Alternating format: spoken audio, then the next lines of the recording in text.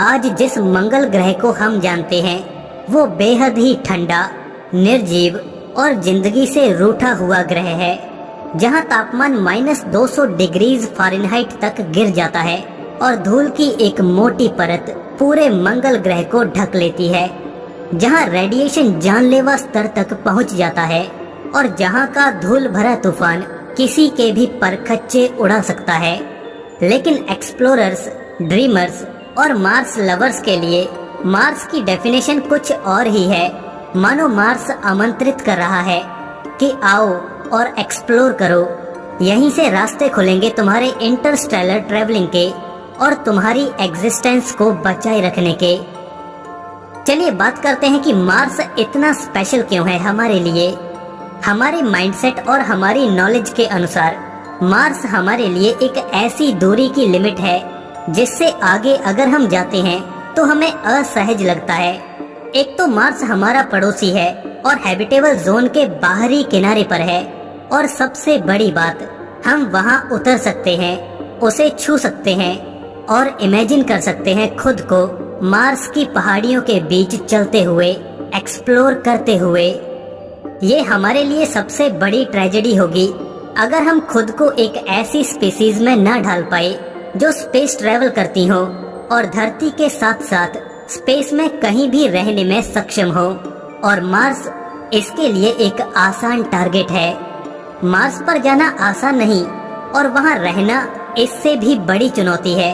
लेकिन वैज्ञानिक और कुछ आशावादी ये मानते हैं कि हमारे प्रयास न केवल इसके लायक हैं, बल्कि आने वाले 2 दशकों में ये सच्चाई होगी। अगर आपके मन में ये प्रश्न उठता है कि आखिर क्यों करना चाहिए हमें मार्स को कॉलोनाइज, तो आज आप खुद से एक प्रश्न करिए, क्यों नहीं करना चाहिए मार्स को कॉलोनाइज। आप सोचिए और बाकी के जवाब हम इस वीडियो में जानेंगे कि क्या हम मार्स को कॉलोनाइज कर सकते हैं। पिछले 5 दशकों से भी ज्यादा समय से हमारे द्वारा बनाई गई मशीनरी लगातार मार्स पर भेजी गई है। इंटेलिजेंट मशीनरी जिन्होंने इस लाल ग्रह के बारे में अनेकों चौंकाने वाली खोजें की हैं। मार्स ऐसे अनेकों इंग्रेडिएंट्स ऑफर करता है जो हमें जीने के लिए चाहिए। मार्स पर बहुत बड़ी पोलर कैप्स हैं जो कि मुख्य तौर पर जमे हुए पानी यानी कि बर्फ से बनी हुई हैं। वैज्ञानिक ये भी मानते हैं कि हो सकता है कि मंगल ग्रह की मिट्टी में भारी मात्रा में बर्फ मौजूद हो, जैसे कि पृथ्वी पर मिट्टी में मॉइस्चर पाया जाता है। और हो सकता है कि मंगल ग्रह की सतह के नीचे बर्फ की चादरें मौजूद हों। खैर, पानी के ट्रेसेस तो मार्स पर मिल ही चुके हैं और हाल ही में मंगल ग्रह की मिट्टी में और लोअर एटमॉस्फेयर में नाइट्रोजन की भी खोज हो चुकी है। ये सभी चीजें हमें इशारा करती हैं कि इसे जिंदा किया जा सकता है। हमें जाना चाहिए। लेकिन मार्स पर जाने के लिए हमारे सामने आते हैं टेक्निकल चैलेंजेस। धरती और मंगल दोनों ही सूर्य को अलग अलग गति से ऑर्बिट करते हैं। धरती 365 दिन में सूर्य का एक ऑर्बिट करती है, तो वहीं मंगल ग्रह 687 दिनों में सूर्य का एक ऑर्बिट कर पाता है।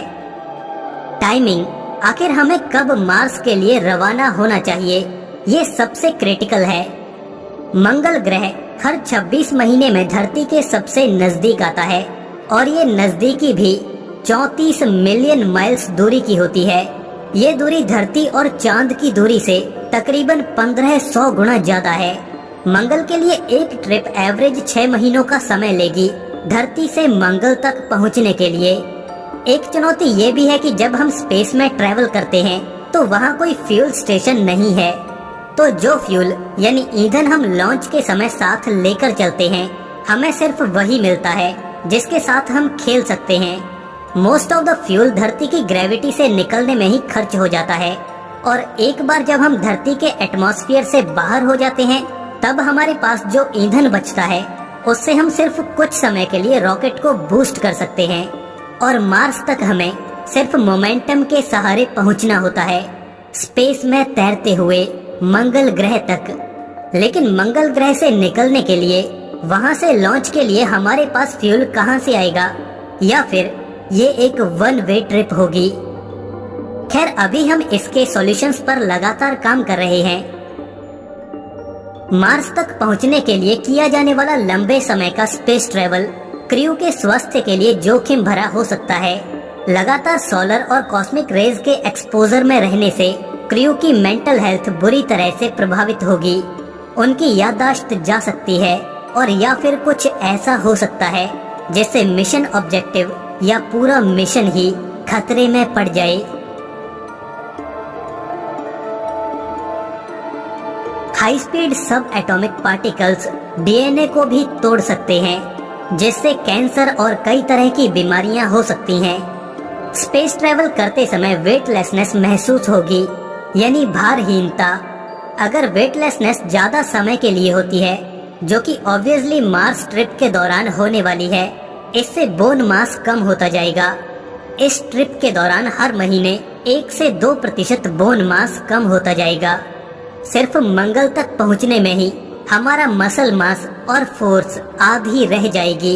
यानी 40 साल का आदमी जब मार्स पर पहुंचेगा तो उसकी स्ट्रेंथ 80 साल के आदमी जितनी रह जाएगी। शायद ये सबसे ज्यादा डराने वाला सच है।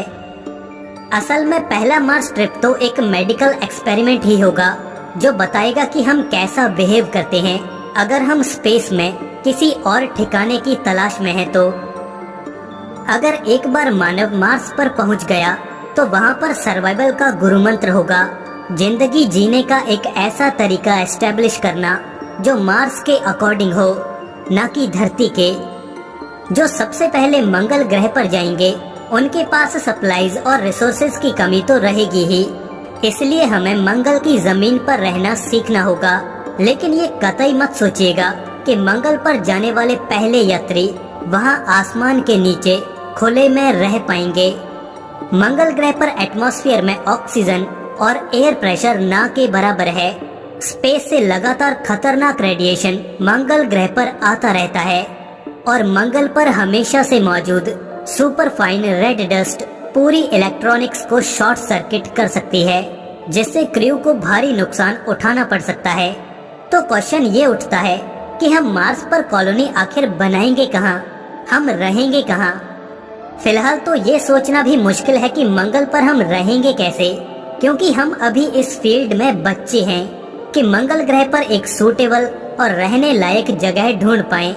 हमें अभी और सीखना होगा मंगल ग्रह से ही कि हम कहाँ सही तरीके से सुरक्षित रह सकते हैं, जहाँ हमारे पास अवेलेबल रिसोर्सेज सही तरीके से यूज हो पाएं।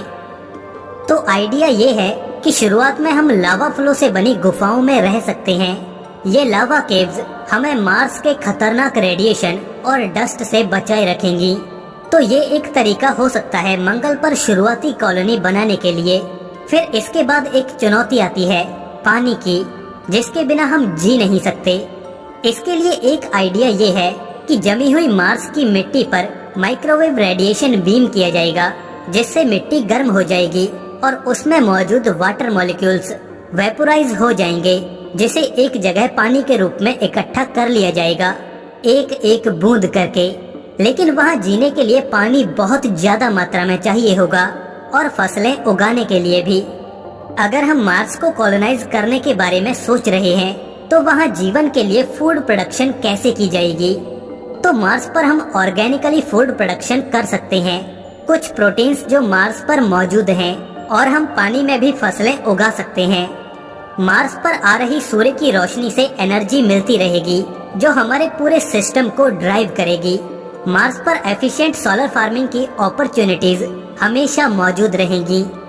ये ऐसे आइडियाज हैं जो हमें विश्वास दिलाते हैं कि हम मार्स को कॉलोनाइज कर सकते हैं। लेकिन ये महज थ्योरीज हैं, आइडियाज हैं, अनुमान हैं, पर हमारे पास कोई प्रैक्टिकल एक्सपीरियंस नहीं है।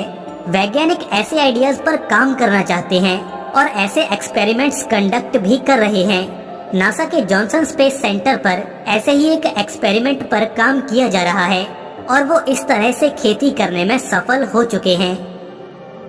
एक और आइडिया है मार्स को कॉलोनाइज करने का, वो है मार्स को टेराफॉर्म करके पृथ्वी जैसा बनाने का। मार्स के एटमॉस्फेयर में केमिकल कंपाउंड्स की मात्रा को एडजस्ट करके हम मार्स को गर्म कर सकते हैं। और इतनी ऑक्सीजन क्रिएट कर सकते हैं कि इंसान मार्स पर सांस ले सके, बिल्कुल पृथ्वी की तरह। मार्स को टेराफॉर्म करने के लिए एक सिंपल आइडिया ये है कि एक सोलर सेल को मार्स से इतनी दूर रखा जाए कि वो सूर्य की रोशनी को मार्स के साउथ पोल पर रिफ्लेक्ट कर पाए। साउथ पोल पर बहुत ज्यादा मात्रा में कार्बन डाइऑक्साइड जमी हुई है। सनलाइट की गर्मी से कार्बन डाइऑक्साइड पिघलकर एटमॉस्फेयर में मिल जाएगी और ग्रीन हाउस इफेक्ट क्रिएट करेगी, जिससे हम मार्स को पूरी तरह से टेराफॉर्म कर सकते हैं। मार्स को इस तरह से टेराफॉर्म करने में, उसका एटमॉस्फेयर इतना थिक करने में अनुमान के अनुसार ज्यादा समय नहीं लगेगा।